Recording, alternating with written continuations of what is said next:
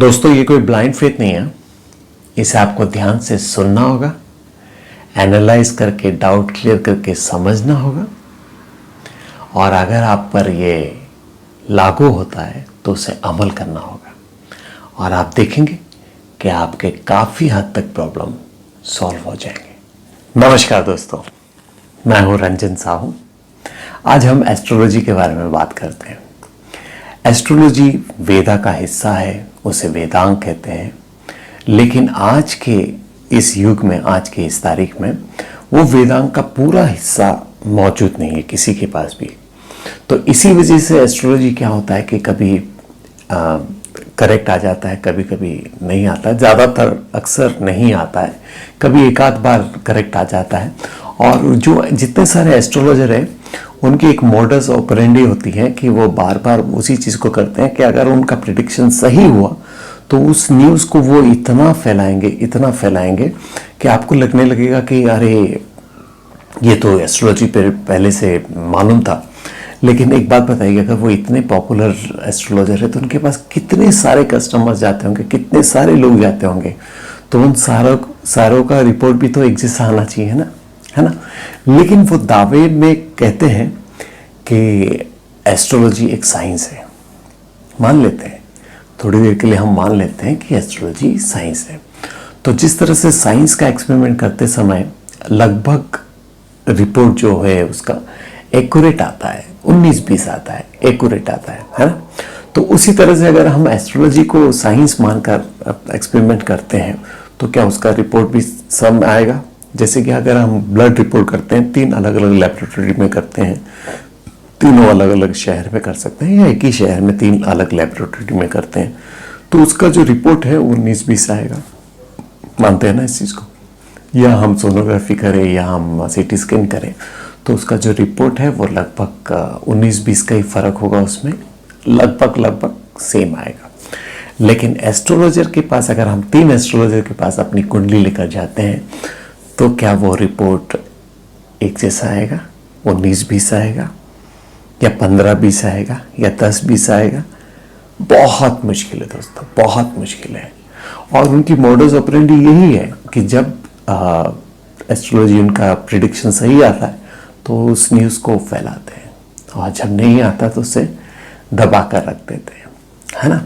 और इसका जो आगे का एक्सपेरिमेंट जो है वो आप भी घर बैठे बैठे कर सकते हैं। जैसे कि आज हमारे देश की आबादी कुल 135 करोड़ की है और 12 राशि है। तो मान लीजिए कि एक राशि के 11 करोड़ 12 करोड़ लोग आते होंगे, है ना, लगभग। अब जब वो 12 राशि फल बताते हैं तो आपको क्या लगता है कि वो 12 करोड़ लोग इस देश के वो एक पैटर्न में काम करेंगे? उनका फ्यूचर एक जैसा ही होगा? और एक एक्सपेरिमेंट कर सकते हैं जिसके न्यूज़पेपर में जो लोग राशिफल पढ़ते हैं वो जानते होंगे, और आप इसको कल ही कर सकते हो। जैसे कि अगर आपने कोई 3 रुपये 4 रुपये का न्यूज़पेपर लिया है तो उसके राशिफल में अगर फॉरेन जाने का कभी नहीं होगा, उसके राशिफल में होगा कि आप लोकली ट्रेवल कर सकते हैं, नागपुर जा सकते हैं, बेंगलोर जा सकते हैं, ऐसे बताएंगे। आप 10 रुपये 12 रुपये या 25 रुपये का मैगजीन लेंगे तो उसमें जो राशिफल होगा उसमें फॉरेन कंट्रीज़ का होगा।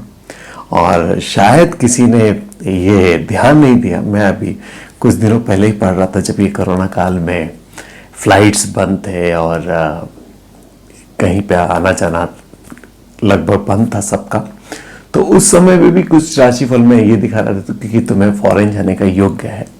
कैसे जाते थे पता नहीं, है ना।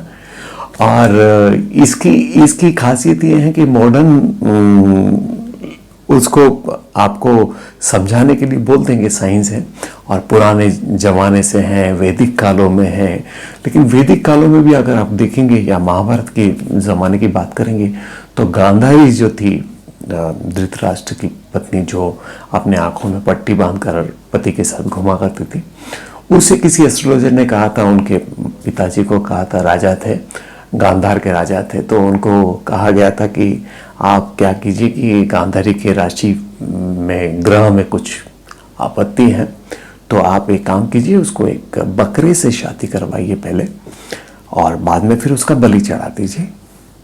तो उसका जो ये ग्रह है वो शांत हो जाएगा। तो उन्होंने भी अपने राज ज्योतिषी की बात मानकर कर दी, और उसका फल ये हुआ कि वो टेक्निकली वो विधवा हो गई, क्योंकि बकरे से शादी किया और उसका बलि चढ़ गया, तो टेक्निकली वो विधवा हो गई। और धृतराष्ट्र से जब शादी किया तो ये किस्सा उन्होंने उसके साथ शेयर नहीं किया, ना पितामह भीष्म के साथ शेयर किया। तो अब ये हुआ कि जब उनको पता चला तो उनको ऐसा लगने लगा कि उन्होंने उनके साथ चीट किया, है ना। और सिर्फ उस न्यूज़ की वजह से गांधारी के पूरे परिवार का नाश हो गया, है ना। कितने ही लोगों को मैंने देखा है कि अपने करियर में अच्छे मुकाम पर पहुंच गए होते हैं, फिर ऐसे कुछ चक्कर में पड़कर वो इतने नीचे गिर जाते हैं कि उनको संभालना बहुत मुश्किल हो जाता है ना।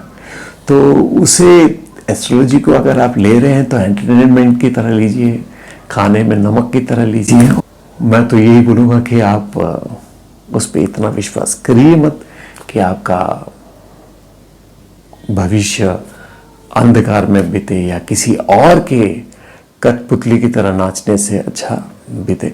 और अगर आप राम और सीता की जोड़ी देखें या शिवा पार्वती की जोड़ी देखें तो उन्होंने भी तो एस्ट्रोलॉजर की सलाह से शादी की थी, लेकिन उनकी लाइफ में क्या हुआ, है ना।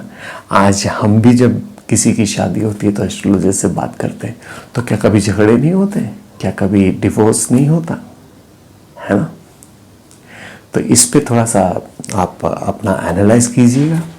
और मेरा मत सिर्फ ये है कि ऐसे चक्रों में अपने दिमाग को और ज़्यादा परेशान ना करें, अपने मन को विचलित ना करें, क्योंकि अगर आप भगवान को मानेंगे, क्योंकि भगवान ही ये 12 ग्रह को संभालते हैं। जिस तरह से आज अगर हमारे देश के प्रधानमंत्री हैं जो एमपीज को भी संभालते हैं, एमएलए को भी संभालते हैं, तो ये जो राशि जो होंगे, ग्रह जो होंगे, वो मतलब भगवान ऊपर है और ये सब समझ लीजिए कि एमएलए और एमपीज हैं। तो अगर हम डायरेक्टली पीएम को जानते हैं या पीएमओ से हमारा रिलेशन अच्छा है, तो फिर ये एमएलए एमपीज की ज़रूरत क्या है, ज़रूरत है ना। तो डायरेक्टली जब आप भगवान से कनेक्ट होंगे तो ये सब चक्रों से आप मुक्त हो पाएंगे और इसमें अपना समय नहीं बिताएंगे। जो लोग नहीं मानते हैं वो बहुत अच्छे हैं, जो लोग थोड़ा मानते हैं और कहीं कहीं पे लाइफ में अटक जाते हैं, तो उनसे मैं निवेदन करूँगा कि आप इसको एनालाइज करें और समझे चीज़ों को, और फिर उस पर आप अपना मत रखें। नमस्कार।